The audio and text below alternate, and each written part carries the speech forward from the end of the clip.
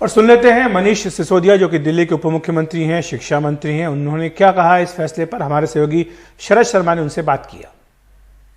दिल्ली के उप मुख्यमंत्री और शिक्षा मंत्री मनीष सिसोदिया हमारे साथ हैं। मनीष जी, जैसा आप चाह रहे थे वैसा ही फैसला केंद्र सरकार ने ले लिया है। 12वीं की परीक्षाएं जो हैं वो टाल दी गई हैं, 10वीं की रद्द हो गई हैं। मुझे खुशी है कि बच्चों को थोड़ी अब राहत मिलेगी।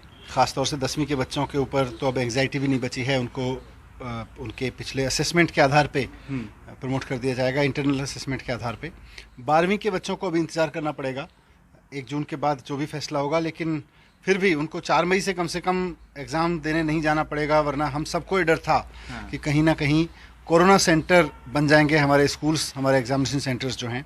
और इसीलिए पिछले 4-5 दिन से हमारी सरकार की ओर से भी लगातार केंद्र सरकार से रिक्वेस्ट की जा रही थी। हमें खुशी है कि ये बात सुनी गई, बच्चों की सुनी गई। ये शॉर्ट टर्म में तो ये सुन के अच्छा लग रहा है, क्योंकि हम सब चिंतित थे कि पेपर कैसे होंगे, बच्चे संक्रमित ना हो जाए, और हो भी रहे हैं जो कम उम्र के बच्चे हैं, 18 से नीचे के जो हैं।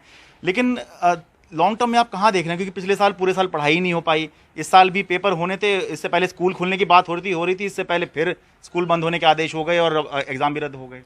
ओवरऑल जो नुकसान हो रहा है पढ़ाई को, वो स्कूल बंद होने की वजह से हो रहा है। अगर हम ये सोचें कि एग्ज़ाम नहीं होने या इंटरनल असेसमेंट के आधार पर अगर हम बच्चों का असेसमेंट करेंगे, उससे पढ़ाई को नुकसान हो रहा है, कोई खास नहीं हो रहा है। उससे कोई, मैं नहीं मानता कि नुकसान होता है, क्योंकि ये समझ अब बहुत पुरानी हो गई है कि बच्चे को 1 साल पढ़ाएंगे और साल के अंत में उसकी परीक्षा लेंगे 3 घंटे की, और उसी में पता चलेगा बच्चा कितना पढ़ा। अब बच्चा इंटरनल एग्जाम्स जो देता है, बच्चा जो प्रोजेक्ट करता है, बच्चा जो प्रैक्टिकल्स करता है, बच्चा जो पार्टिसिपेशन करता है, डिस्कशन करता है, इन सब का भी अपना योगदान होना चाहिए। हम तो पहले से इसकी मांग करते रहे हैं, बट कोरोना की वजह से ही सही आज 10वीं के बच्चों को ये सहूलियत मिल रही है।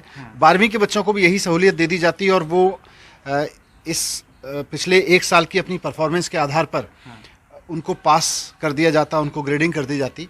तो उसका फ़ायदा ये मिलता कि फिर बच्चे हमारे आगे के लिए सोच सकते थे, उनको आगे कहीं अप्लाई करना है, उनको इस 12वीं की मार्कशीट के आधार पे कहीं पढ़ाई करनी है आगे, उनको उस सब के बारे में वो निर्णय ले सकते थे। एग्ज़ाम चलिए कोई बहुत बड़ी चीज़ नहीं है आपके हिसाब से, लेकिन आप खुद सहमत होंगे स्कूल बहुत ज़रूरी है, क्लास बहुत ज़रूरी है। ऑनलाइन क्लास चल तो रही हैं, लेकिन स्कूल तो ज़रूरी है। तो उसके बारे में भी क्या सोचे, कहाँ तक जाके स्कूल खोल पाएंगे? अभी लग रहा था, लेकिन हालात ऐसे हो गए। ऑनलाइन क्लास का जो मॉडल अभी चल रहा है, वो तो बिल्कुल भी मैं सहमत हूँ इस बात से कि प्रेजेंट स्कूलिंग सिस्टम का कोई विकल्प नहीं है। पर अब मजबूरी है, बच्चों की सेफ्टी भी ज़रूरी है। दुकानें भी बहुत बार बंद करनी पड़ती हैं, आपको ट्रांसपोर्ट भी बंद करना पड़ा, तो स्कूल भी बंद करने पड़े। तो हर जगह नुकसान होता है जब लॉकडाउन होता है, तो पढ़ाई में भी नुकसान हो रहा है। और पूरे साल हुआ है, बहुत टफ साल रहा है बच्चों के लिए।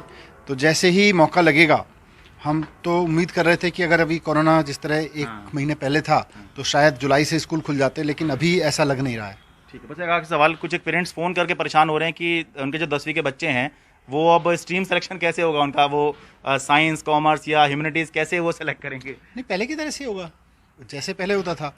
असेसमेंट उनका 3 घंटे की एक परीक्षा की जगह पूरे साल उन्होंने जैसे परफॉर्म किया है, उसके बेस पे होगा। ओके, ठीक है सर, बहुत बहुत धन्यवाद। दिल्ली से कैमरा सहयोगी शशिकांत के साथ मैं शरद शर्मा, एनडीटी मीडिया।